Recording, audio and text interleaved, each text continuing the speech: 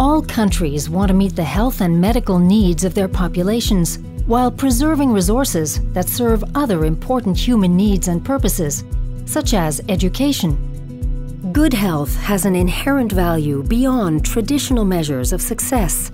It is one of the fundamental rights of every human being. But there is not just a humanitarian argument to be made here.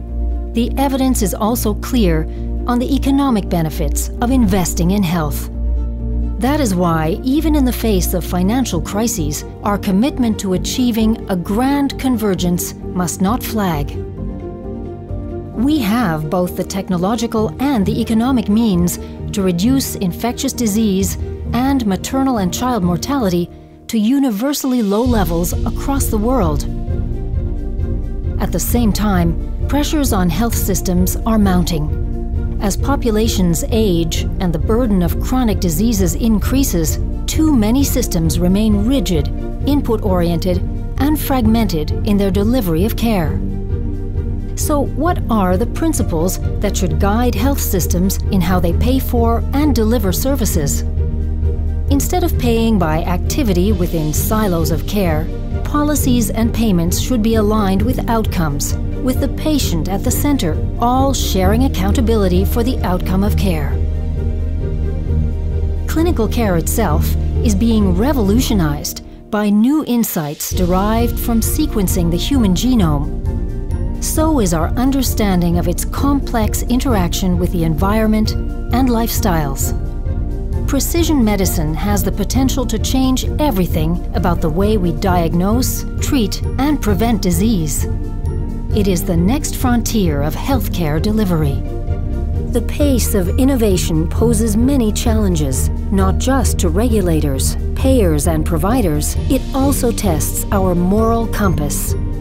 Genetic information without any clinical relevance may still be socially and culturally important. What should be communicated to patients and families about the messages we carry in our DNA? Who decides, and based on what principles? Science and ethics have always been inextricably linked.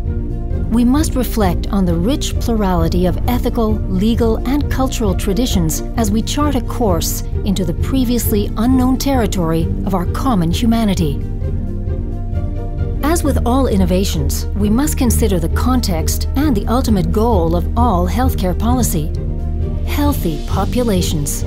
Because in reality, the healthcare system alone cannot create health. Employers, educators, city planners, and many other stakeholders need to embrace the goal of improving population health.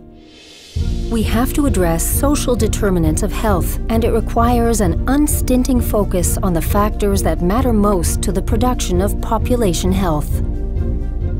Autism is one of the challenges that cannot be addressed by the healthcare sector alone. And while great strides have been made in public awareness, there are massive gaps in our understanding of its causes, as well as its true prevalence globally.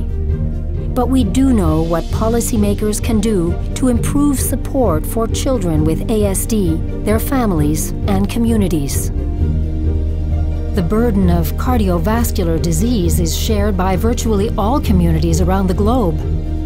While age-specific mortality from heart attack and stroke has declined, there is no room for complacency. The number of cardiovascular deaths continues to rise, most quickly in the developing world.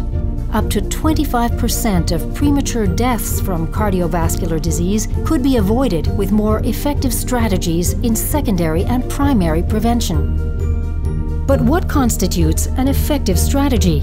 What does it mean for policymakers that half the global burden of disease arises from behavioral and lifestyle factors? Could it be that the models and assumptions that inform healthcare policy fail to explain what really makes us tick? Rational, cost-benefit analysis is less important in our daily decision-making than we would like to think. Much of what we do is in fact habitual, automatic, and driven by social context. As we design health systems and the policies that govern them, doing the right thing for health should be the default option, the easy thing to do for patients, caregivers, and everyone else involved in the creation of health. You are the leaders who will close the gap between what we know and what we do for the health of populations everywhere. You are the WISH community. Together we can make a difference. Thank you for joining us.